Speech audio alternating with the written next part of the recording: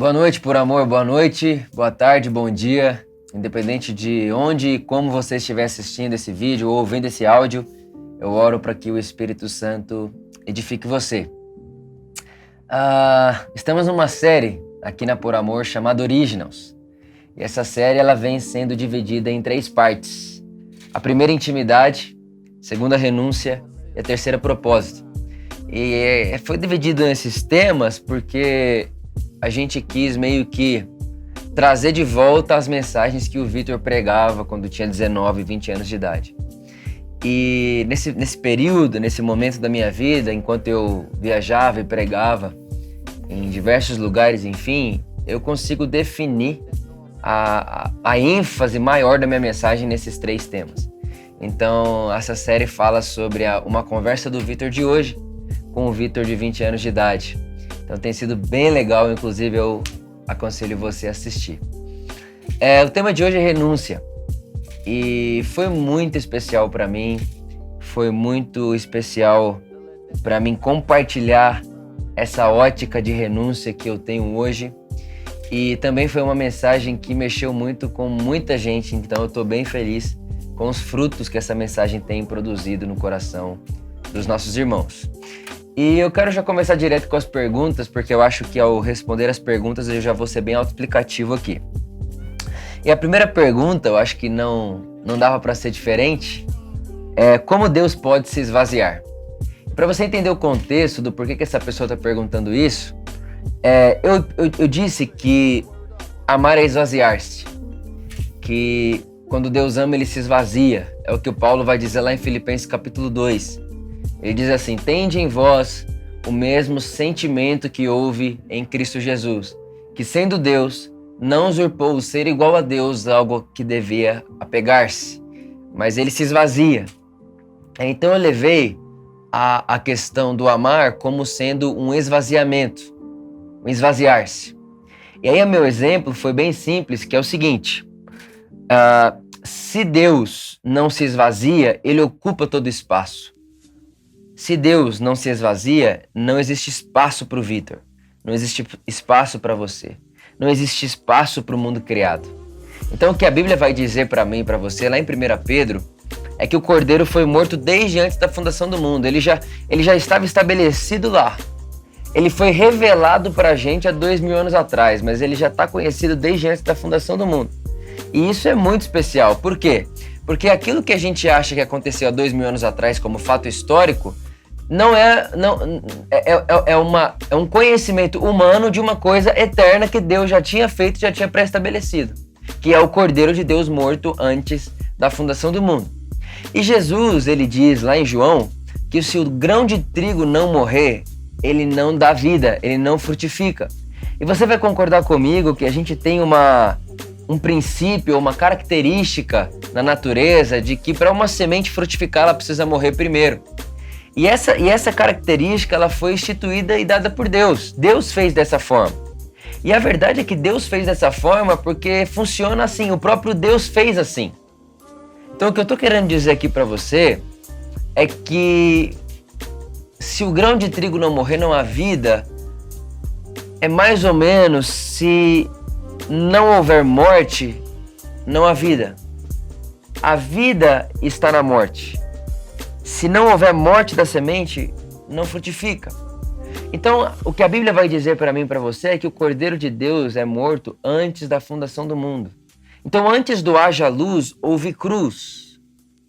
Antes de haver criação, houve redenção. A redenção vem primeiro. E a cruz é o esvaziar de Deus. A cruz é onde Deus se esvazia. A cruz é o esvaziamento de Deus para que caiba a humanidade. E ela acontece antes da fundação do mundo. Então a gente precisa entender que a cruz não é a maneira de Deus consertar a história. A cruz é a maneira de Deus iniciar a história humana. Sem cruz não há início.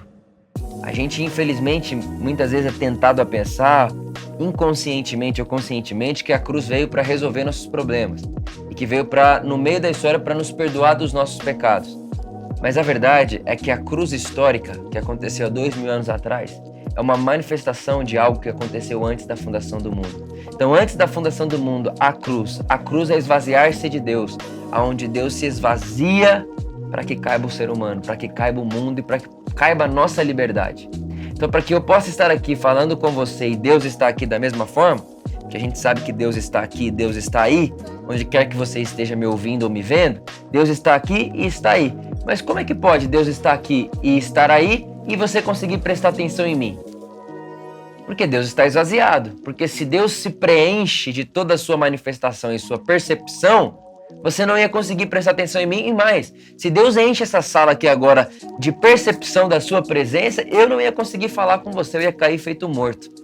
É a experiência de João lá em Apocalipse. Quando ele se encontra com uma percepção maior de Deus, com uma manifestação maior de Deus, ele cai feito morto. Então, se Deus está aqui e nós podemos estar conversando, é porque ele está esvaziado para que caiba espaço para o Vitor ser Vitor, para você ser você, para a gente se ouvir, para a gente ter escolha, liberdade e tudo isso, tá bom? Eu espero que tenha te edificado aí essa resposta. Então, Deus se esvaziou dessa maneira. Aí tem uma pergunta aqui que diz assim, por que Deus criou? Ele precisava de nós, ele se sentia sozinho? Eu queria falar para você que você pode ter a sua resposta na mensagem da semana passada. Então, a mensagem sobre propósito, eu respondi todas essas suas perguntas, tá bom? Então, você pode tanto ver o talk como ver a mensagem, eu tenho certeza que vai responder isso para você lá, tá?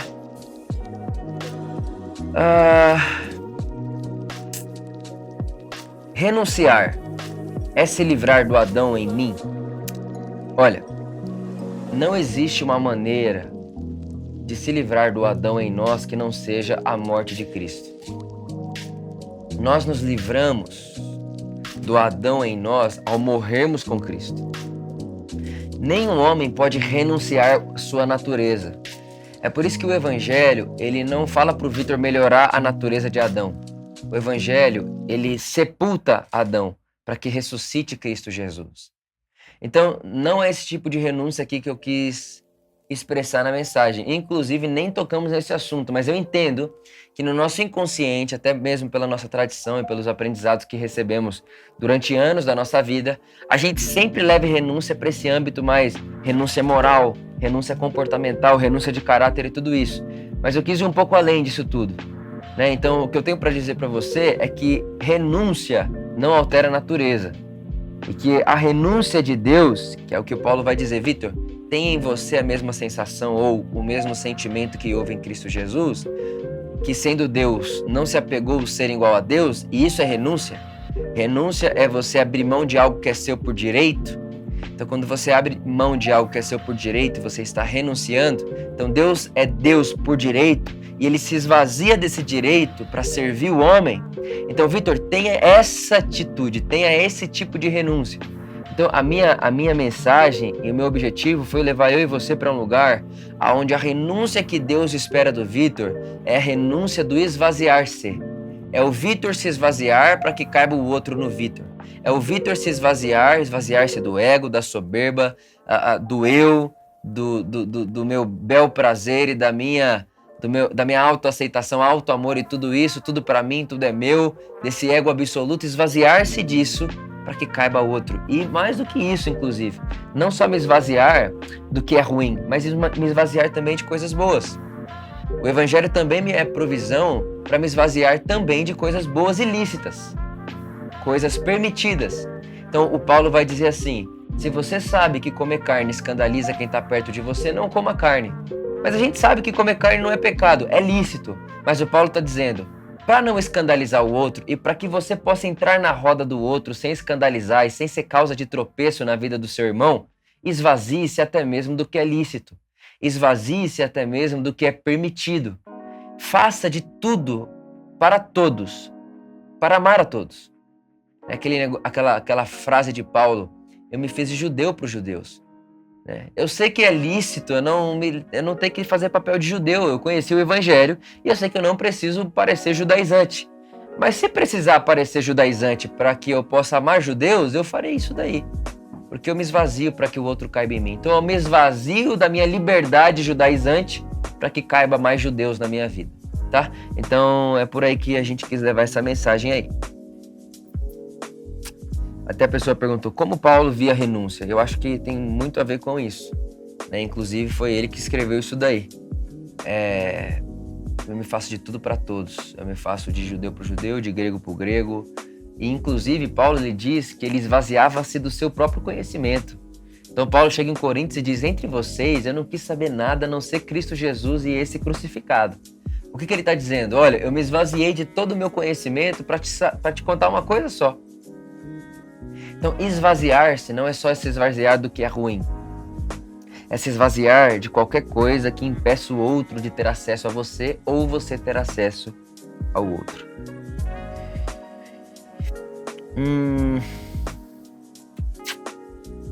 Eu gostei muito dessa pergunta. Por que Jesus disse que Deus o abandonou na cruz? Seria essa a renúncia de Deus?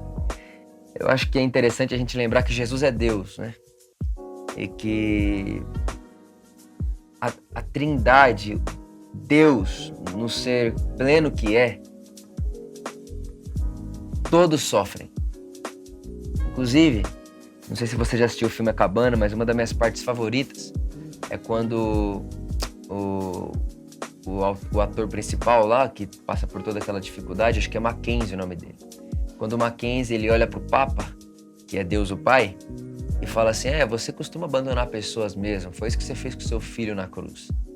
E aí é uma cena emocionante que a mulher ali, representando o Papa, Deus Pai, ela mostra a mão dela.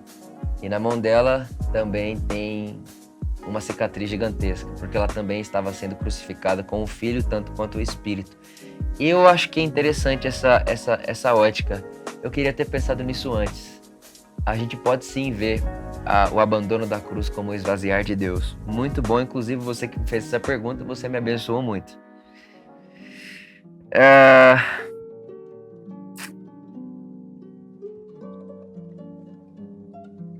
A última que eu vou responder aqui sobre esse assunto, eu acho que eu consigo até entender de onde veio a pergunta dessa pessoa, é o seguinte: para vocês, qual é o ID de Jesus?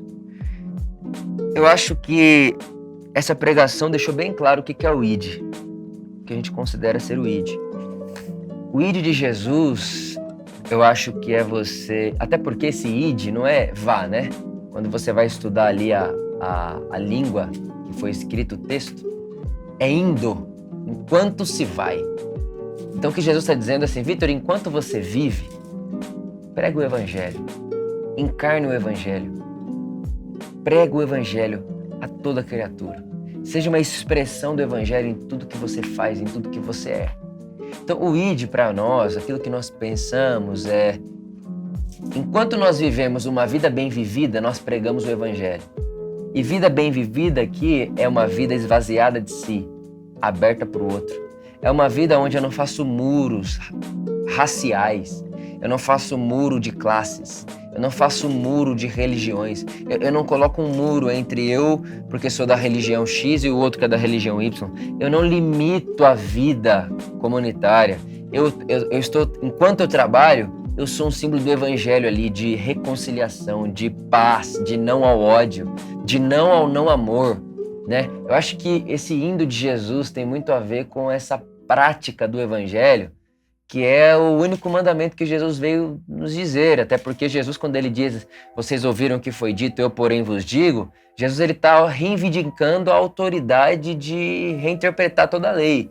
E no final da vida de Jesus, ali nos seus 33 anos de idade, ele diz: olha, um novo mandamento vos dou. Amem uns aos outros como eu vos amei. É isso que eu trouxe para vocês. E vocês ouviram tudo que foi dito, mas é isso que eu vos digo. Ele pega para si a autoridade de reinterpretar a ótica e a forma de como alguém que se diz ser seguidor de Jesus deve proceder na humanidade. Então, esse ID, o que nós vemos é: enquanto eu vivo uma vida bem vivida, e uma vida bem vivida é uma vida do amor, é uma vida do perdão, né? E é interessante porque perdão é um dos frutos do amor. Misericórdia, uma vida de misericórdia, um dos frutos do amor. Uma vida de generosidade, um dos frutos do amor. Uma vida que eu vou dar atenção para o desfavorecido, para o rejeitado, outro fruto do amor. Uma vida onde eu me envolva com a sociedade, com as pessoas à minha volta, no meu trabalho, na minha família, com meus amigos, na minha faculdade, na minha academia, onde quer que eu esteja, no elo do amor. E eu quero terminar hoje com você contando uma história que me aconteceu, que me ocorreu, que mexeu muito comigo.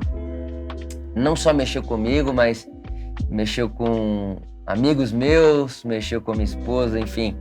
Eu contei para ela essa história chorando. Final de ano agora, eu cheguei no pessoal lá do nosso prédio, no chefe lá de segurança do prédio, e falei para ele assim, olha, eu queria saber quantos funcionários nós temos aqui no prédio, porque a gente quer providenciar um presente para todo mundo, né? A gente quer dar um presente de fim de ano para todo mundo em agradecimento, porque vocês cuidam da gente. E quando eu falei essa fala, olha, vocês cuidam da gente, ele se emocionou muito. E ele falou assim, sabe, seu Vitor, eu às vezes chego em casa e eu falo para minha mulher que muitas vezes as pessoas aqui, tudo isso, fazem tanto descaso com a gente, né? Com os porteiros, com segurança, com as faxineiras e tudo isso, que às vezes a gente se sente invisível aqui. Às vezes a gente se sente inferior. Essa foi a palavra que ele usou, invisível e inferior. E aí, seu Vitor, quando tem uma pessoa como o senhor e o seu Márcio é o meu vizinho, que passa aqui, fala com a gente, abraça a gente, conversa com a gente, pergunta da gente, e aí você vem falar pra mim agora, seu Vitor, que a gente cuida de vocês, isso pra mim já é toda a recompensa que o senhor poderia me dar. Porque o senhor me faz visível, o senhor faz a gente ser igual, de igual para igual. E aquilo me emocionou muito. Eu olhei pra ele e falei assim, sabe, a verdade é que é mais do que igual para igual. A gente é mais do que igual, a gente é uma coisa só. A humanidade é uma coisa só. A humanidade é um ecossistema, onde se um sofre, todos sofremos. E eu penso que o indo de Jesus tem muito a ver com isso. Quando a gente vai indo pelo mundo e antecipando o céu, que é a mensagem que eu falei na semana passada. Então, enquanto eu me humanizo à semelhança do Cristo, eu estou antecipando o novo homem. Eu estou antecipando esse novo homem, que é o homem perfeito, com a estatura perfeita. Então, o que eu quero que você saiba, o que eu quero que você pense, que você leve com você desse vídeo, é que o que Deus espera de você, de mim, de nós, é que nós antecipemos o Cristo na vida das pessoas. Que Jesus apareça para as pessoas através de nós. E para que isso aconteça, nós precisamos ter em nós o mesmo sentimento que houve em Cristo Jesus, que sendo Deus, não usurpou o ser igual a Deus, ao que devia pegar-se, antes tomou forma de servo, e como servo humilhou-se a si mesmo. Ou seja, ele se põe numa postura de quem serve, de quem veio para dar, esvaziado. Então Paulo está dizendo, Vitor, por amor, Rafaim, tenham em vocês o sentimento que houve em Cristo. Não se apeguem ao direito de vocês. Não se apeguem ao sistema desse mundo que diz que um pode mais que o outro, que um é mais poderoso do que o outro. Não façam isso. Esvaziem-se disso para que o outro caiba em você. Para que quando as pessoas se encontrarem com você, elas se encontrem com o que é o homem no novo mundo. Elas se encontrem com essa nova humanidade que foi inaugurada em Cristo Jesus. Que elas se encontrem com o que será no céu. Igualdade, amor, fraternidade, perdão, generosidade e tudo isso que a gente sabe que o Evangelho nos providencia. Então, isso para nós é o id, ou melhor, isso para nós é o indo, ou parafraseando mais ainda, isso para nós é o viver a vida bem vivida, e enquanto a vida é vivida de maneira amorosa, reconciliadora, perdoadora, generosa, Deus é visto, Jesus é visto, e o novo mundo é antecipado. E é nesse lugar que eu acho que nós podemos experimentar do que Jesus quis dizer quando disse o reino de Deus é chegado a vocês. É chegado a vocês aqui e agora. Não amanhã, não ano que vem, não daqui 1000 anos, não depois que aconteceu todo o apocalipse, mas agora. O reino de Deus está aí entre vocês agora. Foi Jesus quem disse em Lucas capítulo 17, que o reino de Deus ele não vem com aparência visível, que algumas pessoas vão dizer, o reino de Deus está lá não sei aonde, ou senão o reino de Deus está lá não sei aonde. E Jesus disse, não acreditem neles, porque o reino de Deus está em vós e entre vós. Então é isso que eu penso, eu acho que uma vida de renúncia precisa seguir esse comportamento. E aí tem outras perguntas aqui, pessoas perguntando sobre a renúncia da sexualidade, da virgindade, tudo isso. E aí eu acho que a gente vai por uma outra conversa, mas eu só queria dizer a você que nada que não seja feito por amor é do Evangelho. O Evangelho ele sai do amor, ele é amor, a origem dele é o amor. Então faça o que fizer por amor. Faça o que fizer por amor e não faça o que não deve ser feito por amor também. E sempre pensando no outro, sempre pensando na humanidade do outro. Porque lembre-se disso, pecado é desumanizar o outro ou desumanizar a si mesmo, tá bom? Então que o Espírito de Jesus ilumine você, a sua consciência e que de verdade ele revele isso a você. Isso fez um bem gigantesco para mim. Aquilo que para mim antes era um peso, um fardo, a renúncia era punitiva, era um ingresso para a amizade com Deus, a minha renúncia, era um ingresso à unção. Eu achava que renúncia e unção andavam juntos, então se eu tenho isso de renúncia, eu terei isso de unção. E isso para mim era cansativo, era um fardo muito pesado, mas graças a Deus que eu escutei a voz do bom pastor, do Mateus capítulo 11, que diz: vinde a mim todos vós que estáis cansados e sobrecarregados do fardo da religião, e eu vos darei descanso. Darei a vocês o meu jugo que é leve. Eu penso que esse tipo de renúncia agrada a Deus porque embeleza o mundo, tá bom? Um beijo no coração de vocês. Esse é o nosso último talk desse 2020 e a gente se vê ano que vem. Amo vocês. Valeu!